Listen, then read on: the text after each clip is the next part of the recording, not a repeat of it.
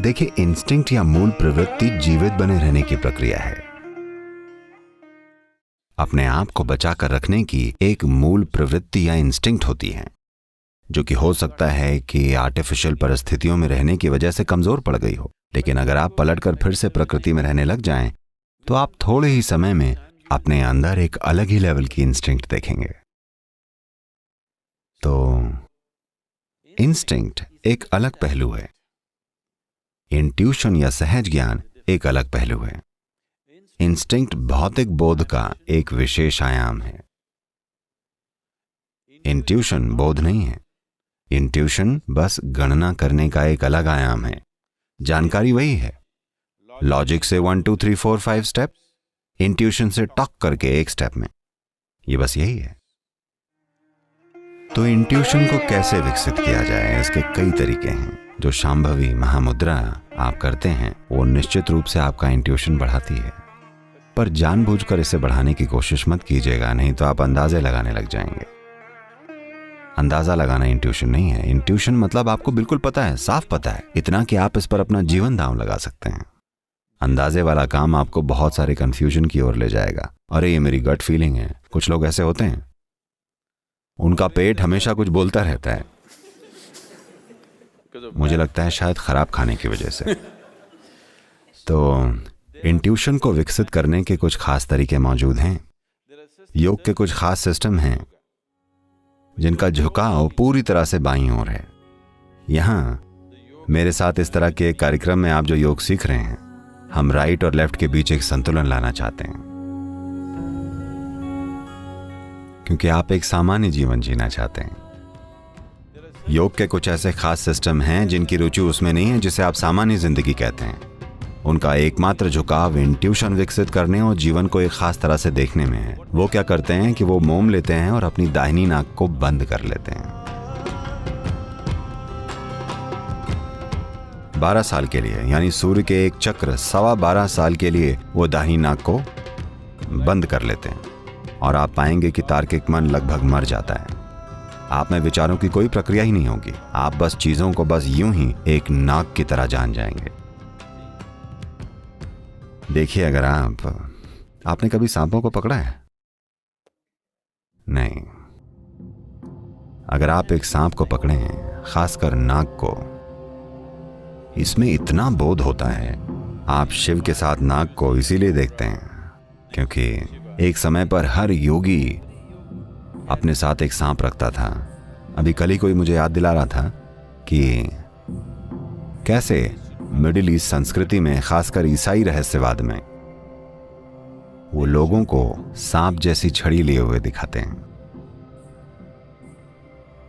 क्योंकि middle east में उन्हें नाग नहीं मिल पाते थे। वो वैसी छड़ी बनाते थे या एक प्राकृतिक लकड़ी ढूंढ लेते थे जो नाग की तरह दिखती थी और उसको इस्तेमाल करने की कोशिश करते थे। आप मूसा को एक सांपनुमा छड़ी पकड़े हुए देखते हैं, और भी कई जगह हैं। लेकिन भारत में योगियों ने हमेशा अपने साथ एक जिंदा नाग रखा।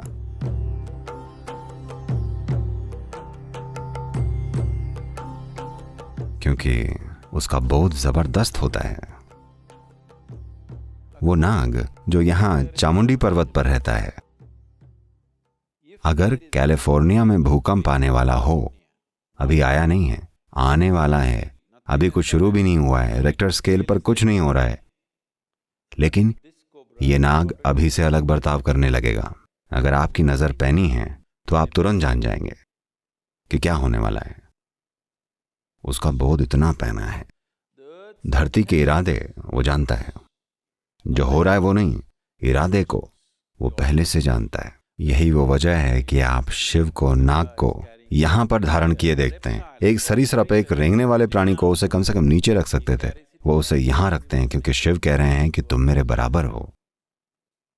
उनके 3 नेत्र हैं, हर संभव चीज वो देख रहे हैं, पर वो कह रहे हैं कि नाग और मैं बराबर हैं। अगर आप मुझे पूछते हैं तो आपको इसकी भी पूजा करनी पड़ेगी, क्योंकि ये मेरे बराबर है। जितना मैं देखता हूं उतना ये भी देखता है। तो इसीलिए नाग इतना महत्वपूर्ण बन गया। अगर आप किसी योगी को एक नाग के साथ देखें, मुझे नहीं, कुछ दूसरी तरह के भी हैं जो मौजी मलंग हैं, जिनके हाथ में कोबरा होगा और जिनके बाएं हाथ में हरे कांच की चूड़ियां होंगी। अगर आप उन्हें देखें और अगर आप उनकी नाक को देखें तो आप पाएंगे कि उन्होंने मोम की मदद से अपनी दाहिनी नाक को सील कर रखा है।